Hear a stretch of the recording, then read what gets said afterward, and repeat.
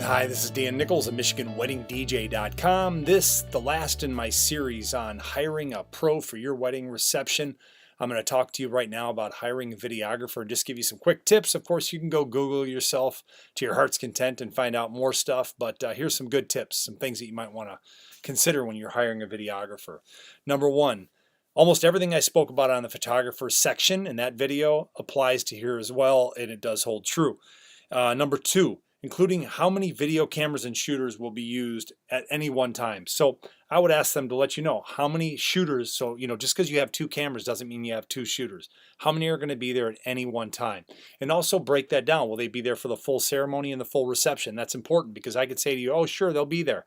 Well, I didn't mean they'd be there for the reception. And I'm not saying it's a bad thing, but I just think from a clarity perspective that you should know what you're getting. And on that two camera shoot part, I think why that's kind of cool sometimes, and it doesn't mean one videographer can't do the job, can't figure it out.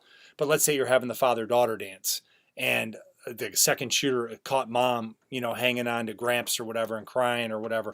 Cool moments that you could blend into a really nice end product. So do two shooters matter? That's up to you, the bride and the groom. Number three, the vibe. Do you like the videographer, and will he or she be the one there on your wedding day? I think that's true.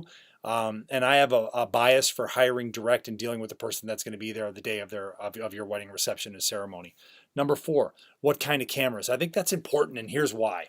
I've done events, and I'm not saying this is a bad thing, but again, it depends on you and your personal desires. Is what kind of stuff are they going to bring to the table? Are they going to bring stuff that was, produced in the 90s or the early 2000s? They've come a long way. I mean, my iPhone right here, my iPhone has higher quality than a lot of the cameras that were made 10 years ago. So you need to keep that in mind. And, what type of format are they actually going to record that on? And if that matters to you. I think at the end of the day, though, if you look at an end product and it's beautiful and you're happy with it, I think that's what matters. So, and I'll get to that tip as well, of course. I like to ask the question, what got you into the business to begin with? Why? Because I want to see what was the genesis of that move. What was it that got them into video, got them into photography, got them into being a florist, got them into being a DJ? I think that's cool. I think it's nice to know the why. Number six, on the tech side, inquire about how they mic the important people. So during, say, best man speeches, how do you guys handle the audio for that?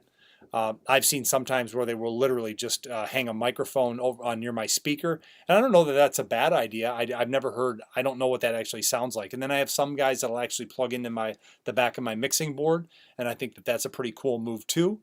Number seven, do you like fast and furious or slow and soft? And I'm talking video here.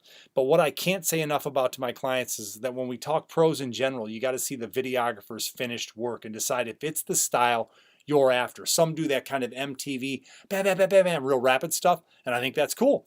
But then I've also seen some that are very romantic and slow, and I think that's great too. And a lot of the real high-end videographers are a mix of both of those things because they get that the energy's kind of at both ends of the spectrum, and they do a good job making that happen. Preview. Will your videographer be giving you a rough cut of the video, and if so, when?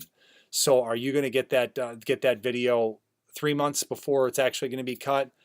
Is he going to cut out 50%? By the way, excuse me for the gender bias. He or she, it could be either one. I see equally as many women as I do in the field as I do men. But are they going to cut the video, a lot of it out, and then give you, say, like a 2-hour cut that you're then going to help them whittle down to 60 minutes or 40 minutes or 30 minutes or 10? And I've seen everything on the spectrum from 5-minute video products that people produce all the way to stuff that's several hours long. That's your call. That's up to you, and you need to have that conversation. Music is number 9. Who's going to choose the backing tracks for your video? The videographer or you? I think that you should choose those. That's my opinion. And what might you want to hear? And is the videographer okay with using, copyrighted work? Some men and women in the field will tell you absolutely not. You're going to have to choose something more generic. Some are going to say you're going to have to get me permission, etc. So you're going to need to cover that. And then the last piece of advice here, I am number 10 as it relates to video, is how long will the final edit be? Find out exactly what types of cuts you'll be getting. And what I mean by that is have that clarity so that you're not surprised in the end when the guy says, hey, here I got a 2-hour video, and you're thinking, holy smokes, 2 hours, I've been happy with 30 minutes or whatever. Or maybe you just want 10 minutes and they give you an hour, or however that is for you. It's always personal. You got to figure out what it is you want. So that brings me to the end of the tips on videographers. I hope you enjoyed it. I've got one on photography. I've got one on florist, one on hiring a DJ. So I try to cover all those bases for you. And then down below, there should be a box where you can enter in your email. I would encourage you to do that. Why? Because I have, not only am I going to send you out the written PDFs of all the different tips that I've got here, but I also put together 18 things that every bride should know to have a great wedding reception. I've got a report on that. It's been published in the Knot magazine. It's been all over the web, actually. I did that years ago, but it's still a pretty powerful piece, and I think that it's great for a bride to get a chance to sort of come in under the hood and see what it is. Myself as a pro, having done over 1,000 wedding receptions to date, things that I see that they might not be seeing to help maybe you see around the corners of it. Again, Dan Nichols, MichiganWeddingDJ.com. Check out the get that free report sent to you in your inbox. And I promise I'm not going to spam you to death. I'm going to follow you up with a handful of emails, but you can unsubscribe at any time. Thanks so much.